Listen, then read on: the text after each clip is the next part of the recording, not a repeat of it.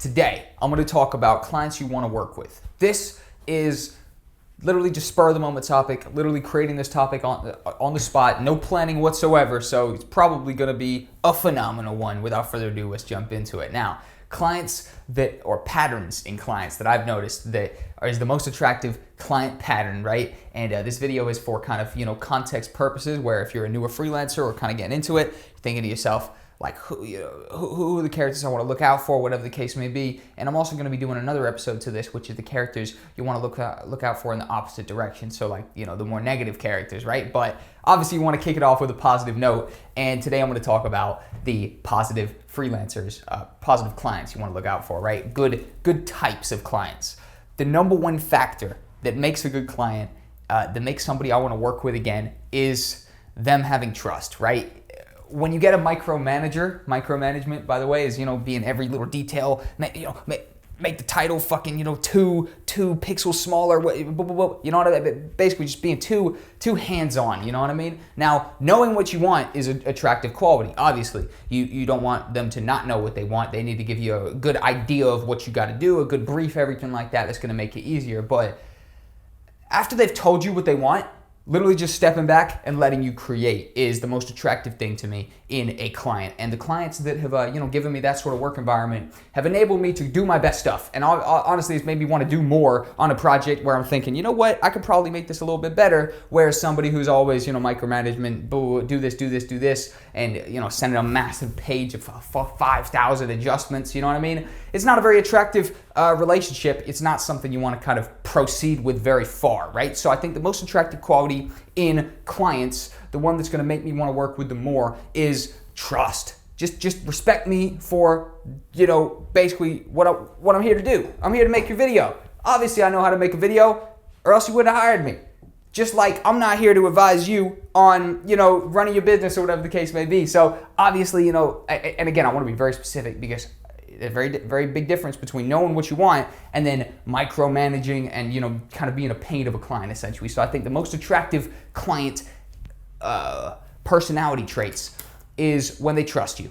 Essentially, when they trust you to just do your thing, they, have confidence in you based on either the what's called track record you've presented to them via show reel, video intro, portfolio, or they heard about you, they got a good recommendation, whatever the case may be. My best ever clients, and the people who they've honestly been most satisfied with my work has been the less hands-on clients, the clients that just say, all right, Jack, this is what I want, create it, and then I come back a couple days later with whatever they've told me to created, and they're basically just happy. Those are the type of people also who have been doing the best. Like, some of the most successful people I've worked with have cared the least about the video in terms of a micromanaging perspective. Like, I worked with some people who own a huge car dealership or whatever, doing probably 1.3 million a year net revenue, right, in my area. Probably one of the easiest clients I've ever worked with. The main guy, the CEO, Dean, the dude who runs the place, right, chill as fuck. Now they're doing phenomenal. They're doing big numbers. Obviously, that's a small business at the end of the day. In the grand scheme of things, a business doing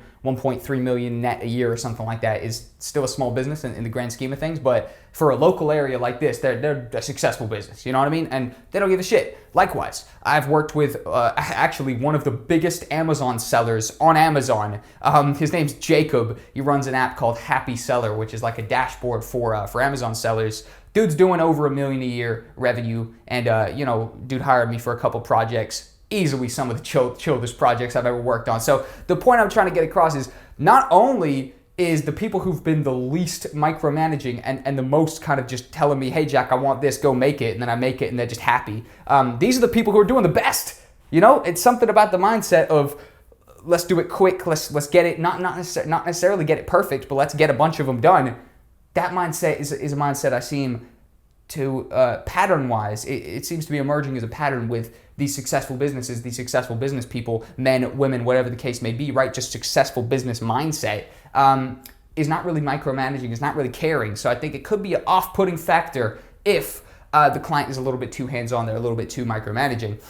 And at the end of the day, like I said, I'm going to emphasize again, huge difference between knowing what you want and micromanaging the fuck out of a situation, because at the end of the day, you know what I mean, just putting trust in the person you're hiring is a good strategy. And personally, me as someone getting hired, I definitely like it when I'm getting trust from the person. I'm also willing to go that extra mile. But short little video, literally talking on just some thoughts and opinions on the perfect kind of client to work with, I guess, or the perfect kind of personality style of, the ideal personality style of a client I want to work with.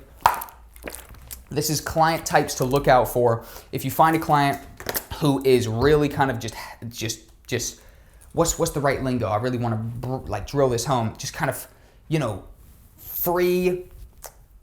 They care, but they're not overdoing it. Essentially, their attention needs to be applied to other things anyways. That's how they're doing good in the first place. Therefore, they really just, all they have time to do is tell you, hey, Jack, go do this, and then you go do this. Again, your name's not Jack, but they might say you, hey, Jessica, go do this, and then you'd be like, all right, I'm a crack on. Random name, obviously.